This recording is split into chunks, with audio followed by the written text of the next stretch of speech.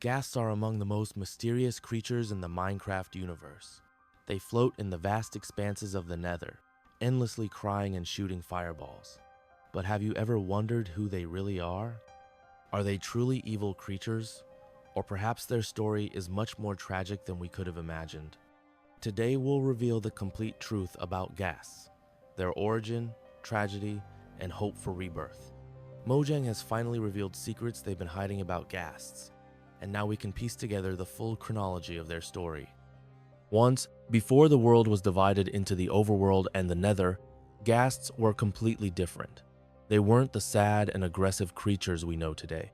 Their existence was one of joy, harmony, and purpose, a stark contrast to the wailing specters we encounter in the red depths of the Nether. In ancient times, before our era, everything was different. Peace and harmony reigned in the overworld. There was no pain, no sadness, only a beautiful and harmonious world where all the mobs we know lived. And Ghasts lived there without worries, misfortune, or unhappiness. They flew through the blue sky, not crying, but singing beautiful songs that complemented the harmony and tranquility of the overworld. These creatures, made mostly of water, were very weak by nature. In the game, they have only Nelia health points. But they could fly in the expanses of the blue sky. Their bodies were transparent and glistening with moisture, their eyes bright and full of joy as they soared through the air, spreading happiness everywhere. They were guardians of peace, creatures of water and sky. The ancient writings tell of how Ghasts would gather at dawn and dusk, creating magnificent aerial performances. Their transparent bodies would catch the light, creating rainbow refractions that danced across the landscape.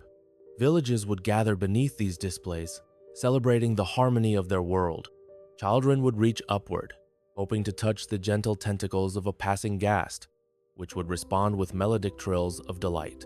Ghasts held a special place in the early ecosystem of the overworld.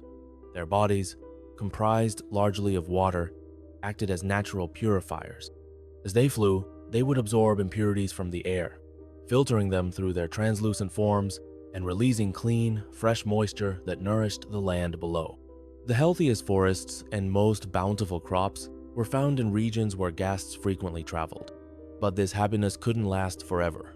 All the hostile mobs that previously ruled the Nether, piglins, blazes, zombified piglins, magma cubes, decided to expand their structures in the Nether. For this, they needed a workforce, which they had in abundance, but they lacked the ability to build enormous structures. The ancient piglins, more organized and calculated than their modern descendants, held councils of war in their fortresses. Their leader, whose name has been lost to history, devised a cruel scheme after observing the floating Ghasts through a rare rift between dimensions. These creatures, the piglin leader declared, can lift and carry. Their bodies move effortlessly through air.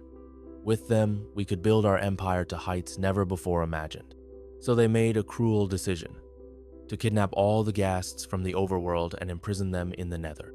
In a coordinated attack, the Nether forces invaded the overworld and captured every single Ghast. Ghasts, creatures created for comfort and harmony, couldn't defend themselves against this brutal invasion.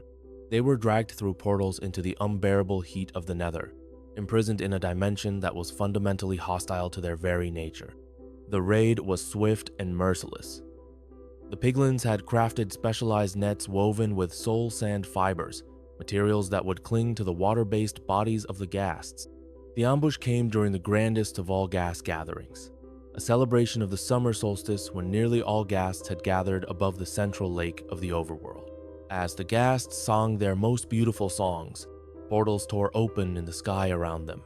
Blazes emerged first, creating a ring of fire that prevented escape. Then came the piglins with their soul sand nets, capturing the confused and terrified Ghasts one by one. The last to be taken was said to be the eldest Ghast, whose final song in the overworld was so heartbreaking that it caused the first rain to fall. Imagining a creature made mostly of water, suddenly locked in the driest, hottest dimension. The pain was unbearable. The living conditions in the Nether and the terrible climate developed in Ghasts the ability to shoot fireballs for self-defense, a cruel irony for creatures originally made of water. The piglins forced the Ghasts to build enormous structures, the fortress networks we see today. With each passing day, more of their precious moisture evaporated in the relentless heat.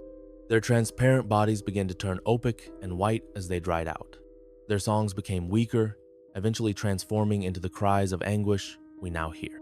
After thousands of years, they began to transform into different mobs, more aggressive and sad, who know nothing but pain and crying. They have long forgotten what they were like before, forgotten their songs, and instead just screamed and cried. Their bodies became pale and ghostly as they dried out. Their cries of joy turned into moans of agony. What was once clear as pristine water became cloudy white, resembling the ghosts of their former selves, which is how they earned the name Ghasts. The piglins, realizing their captives were changing, tried to maintain the Ghasts by creating special chambers where they could retain some moisture. But it was too little, too late. The Ghasts had begun an irreversible transformation. Their ability to manipulate water turned inward, becoming an ability to generate fire, the very element most opposed to their original nature. Thus, the story of these harmless creatures turned into torment and weeping. They have long forgotten who they are and why they exist. They want nothing more than peace of mind. Some of them simply die from dehydration, others in hellish battles for cool spots, and some just die in lava lakes. When we kill a Ghast in the game, it drops a Ghast tier. This isn't just an item, it's literally the last drop of moisture leaving their body as they slowly dehydrate in the hellish heat. Each tier contains the essence of their former lives, memories of blue skies and peaceful existence, now lost forever. The long years spent in the harsh conditions of the Nether have led to some Ghasts becoming completely exhausted. When all the water leaves their body, they become dried Ghasts, creatures who no longer have the strength to cry, no strength to fight, no strength to live. They are literally hanging by a thread from death, but still have a chance at life. This explains the strange wording of the Unneasu Alliance achievement. In the original English, it literally says, "Rescue a Ghast from the Nether, bring it safely home to the overworld, and then kill it." Rescue a Ghast, not capture. The achievement is asking us to bring Ghasts back to their true home. When we brought them to the overworld, they were already on the verge of complete dehydration, and killing them was the only thing we could do. But Mojang has been telling us this story all along, leaving clues about the true nature of Ghasts and their tragic imprisonment. The sound files for Ghasts include what seem to be distorted versions of happy, melodic tunes, echoes of their former songs. The white color of their bodies isn't their natural state. It's the result of complete dehydration, like how paper turns white when water evaporates from pulp. And now, finally, Mojang is giving us a way to truly save these creatures. As revealed at Minecraft Live, we can now find dried Ghasts in the Nether, beings literally on their last breath, completely dehydrated but still clinging to life. When we bring these dried Ghasts to the overworld and place them in water, something miraculous happens. They transform back into what they were always meant to be, happy Ghasts. Their true form is restored as they absorb the water they've been deprived of for millennia.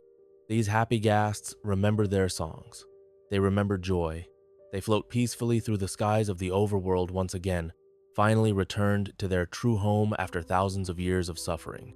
Their bodies gradually become transparent again, revealing the complex internal structures that allow them to float and purify the air.